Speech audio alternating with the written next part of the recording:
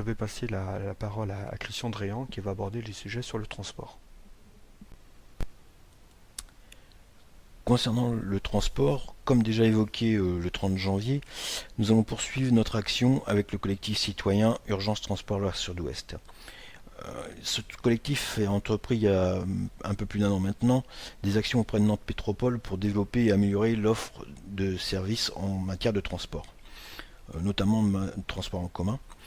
Nous avons déjà réussi à obtenir quelques avancées notables avec Nantes Métropole et nous continuerons avec ce collectif parce que l'idée est qu'avec les gens de la montagne, et notamment la liste donnant du relief à la montagne, mais aussi avec des gens de Saint-Jean-de-Boiseau, en se réunissant sur les 3 communes qui sont concernées sur le pôle sud-ouest, on arrivera à obtenir plus de choses que par des actions individuelles.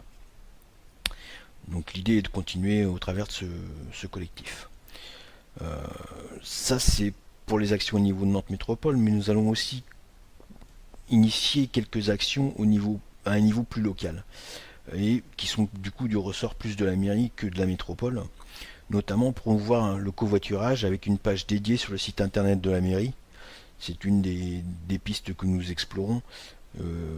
L'idée derrière ça, c'est de dire qu'en mettant en relation des pèlerinés entre eux, qui vont, nous sommes plusieurs à aller tous les jours à Nantes, l'idée c'est de réunir des pèlerinés d'abord entre eux.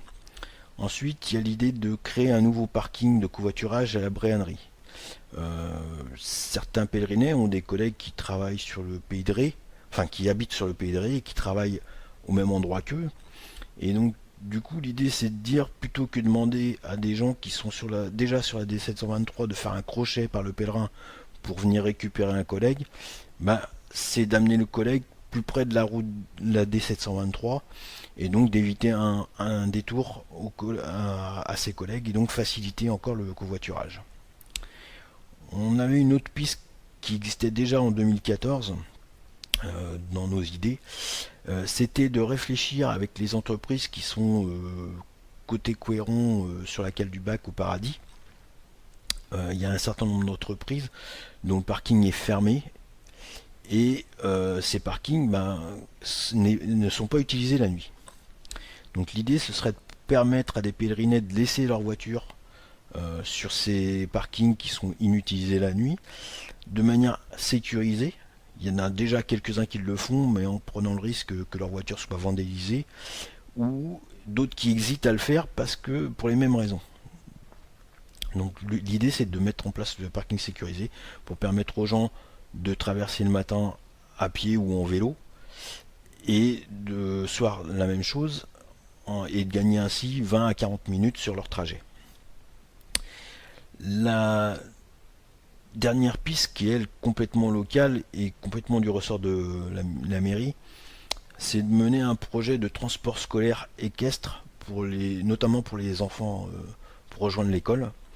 Euh, le Pèlerin est une ville très centrée sur le cheval.